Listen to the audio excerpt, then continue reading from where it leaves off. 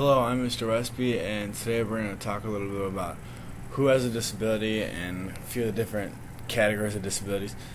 When people hear special education or handicapped referred to when talking, generally people automatically always assume like a physical disability.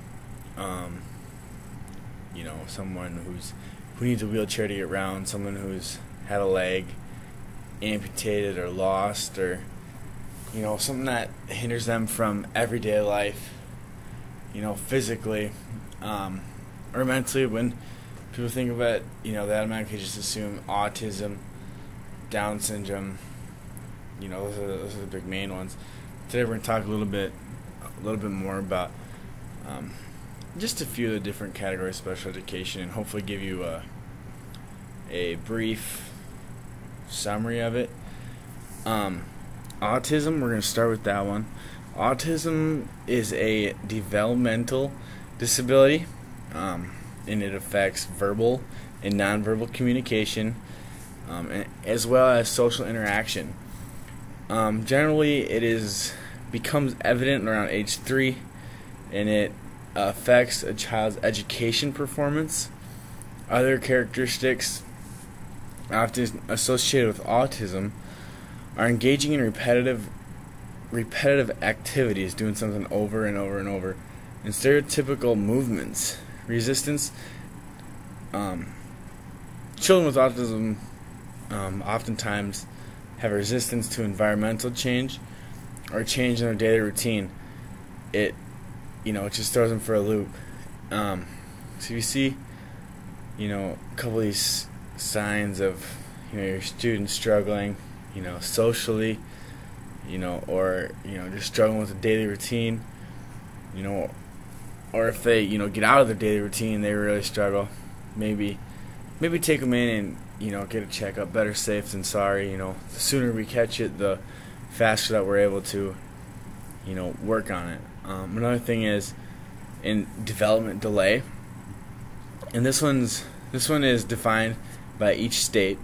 So each state kind of gets to pick what it is, but basically it's a delay in one of the following areas: development, physically development, cognitive development, communication, social or emotional development, or adaptive development. If your child's struggling, in those categories, don't hesitate to go in and get it checked out. This is a scary thing, but it would be the best for you and your child. Emotional disturbance. Basically, it's a condition existing over a long period of time to a marked degree that affects your child's education performance, and it can be inability to learn that cannot be explained by intellectual, sensory, or health factors. Something that's not, the child's home life is, not right.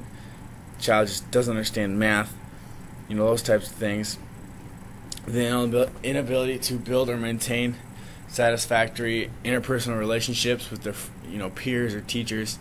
If they're just socially not, involved or don't want to be, and that type of deal. Inappropriate types of behaviors or feeling under normal circumstances. Constantly, feeling out of place, feeling pressure.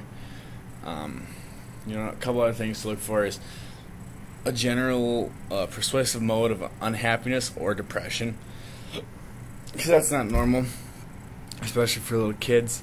Or a tendency to develop symptoms or fears with personal or school problems. They get scared of it almost. It's kind of a sad deal.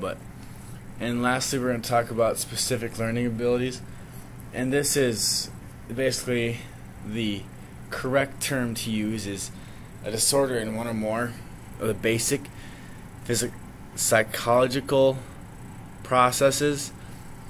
And basically what that means is if they struggle using language, speaking, or writing. It could be math, it's something that affects listening, thinking, speaking, reading, writing, spelling, or doing mathematical equations. That's where most learning disabilities come in, is specific learning disabilities. And so that's basically what it is it's not, child's not, doesn't have autism or Down syndrome, but they just struggle with math, and they need a little extra time with math. They're a little slower reader, so they need extra time reading, and that's what we're here for, and we accommodate to that. And yeah, it's awesome. Thank you.